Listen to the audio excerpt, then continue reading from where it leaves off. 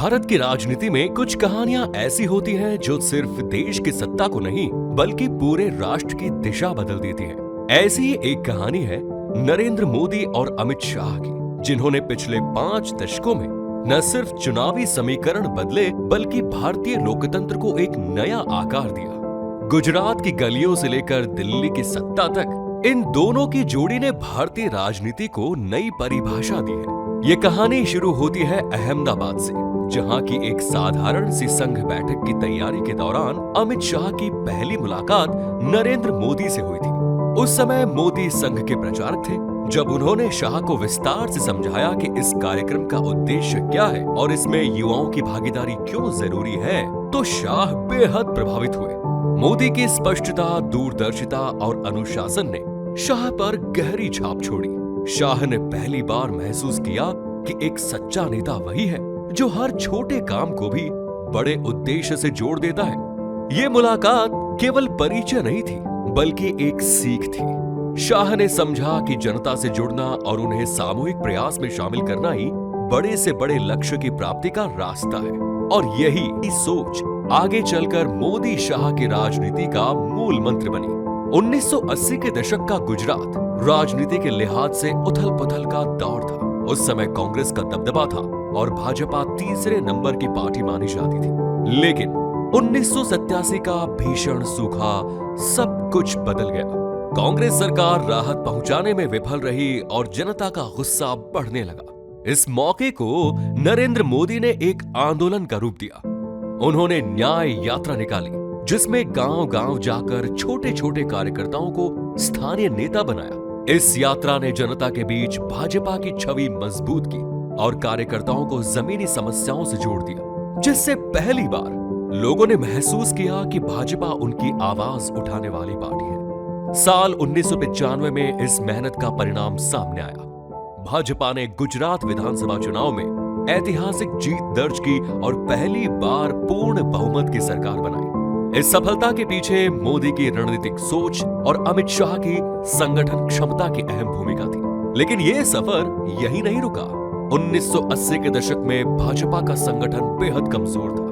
सदस्यता रजिस्टर तक सही नहीं थे। नरेंद्र मोदी और अमित शाह ने मिलकर इसे बदलने का संकल्प लिया। दोनों ने पूरे गुजरात का 45 दिनों तक दौरा किया, जिस दौरान हर सदस्य का सही पंजीकरण किया गया और बूथ से लेकर मंडल और जिला समितियों तक का रिकॉर्ड व्यवस्थित किया गया। शाह ने इस काम में ऑडिट और प्रबंधन की जिम्मेदारी संभाली। नतीजा ये हुआ कि भाजपा के पास पहली बार एक मजबूत और अनुशासित संगठन खड़ा हुआ। ये केवल तकनीकी सुधार नहीं था, बल्कि एक नई राजनीतिक संस्कृति की शुरुआत थी।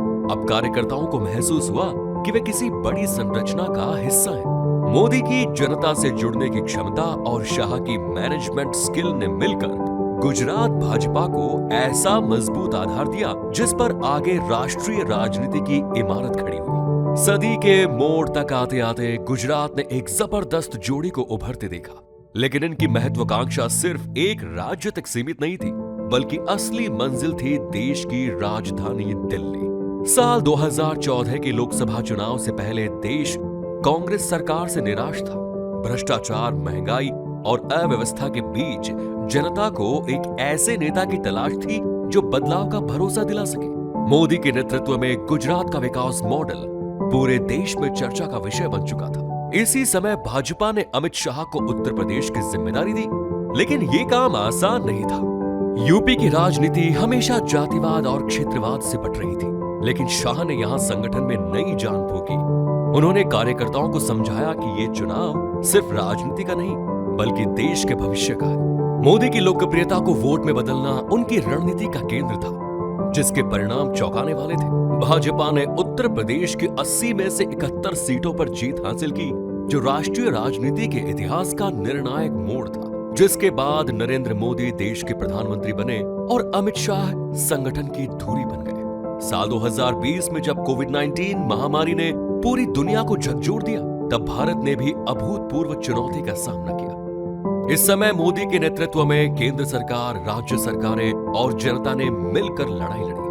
वैक्सीन का तेज विकास, 140 करोड़ लोगों तक उसका पहुंचाना और दूसरी लहर के दौरान ऑक्सीजन संकट को संभालना, ये सब ऐसे कदम थे जिनकी अंतर्राष्ट्रीय स्तर पर सराहना हुई। राष्ट्रीय सुरक्षा के क्षेत्र में भी मोदी शाह की जोड़ी ने कड़े फैसले लिए। Surgical strike, Balakot air strike और नक्सल प्रभावित इलाकों में बड़े ऑपरेशन इस नीति का हिस्सा थे।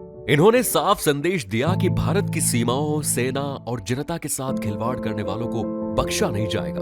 अमित शाह ने खुद कहा है कि नक्सलवाद अब अपने अंतिम चरण में है और 31 मार्च 2026 तक इसे पूरी तरह समाप्त कर दिया जाएगा। इन 5 दशकों की यात्रा ने साबित कर दिया कि मोदी और शाह की जोड़ी सिर्फ राजनीति करने नहीं आई थी, बल्कि व्यवस्था को बदलने, संगठन को मजबूत करने और देश को नई दिशा देने आई थी। अहमदाबाद की एक छोटी मुलाकात से शुरू हुई कहानी आज दुनिया की सबसे बड़ी लोकतांत्रिक ताकत का चेहरा बन चुकी है। और शायद यही वजह है कि जब भारतीय राजनीति का इतिहास लिखा जाएगा तो नरेंद्र मोदी और अमित शाह की जोड़ी को उस अध्याय में जगह मिलेगी जिसने भारत को एक नए आत्मविश्वास और नई पहचान के साथ दुनिया के सामने खड़ा किया, जो महज एक राजनीतिक कहानी नहीं बल्कि बदलते हुए भारत की कहानी बनी, जिसमें आने वाले समय के अंदर कई और नए पन्ने जुड़ने बाकी हैं। झलको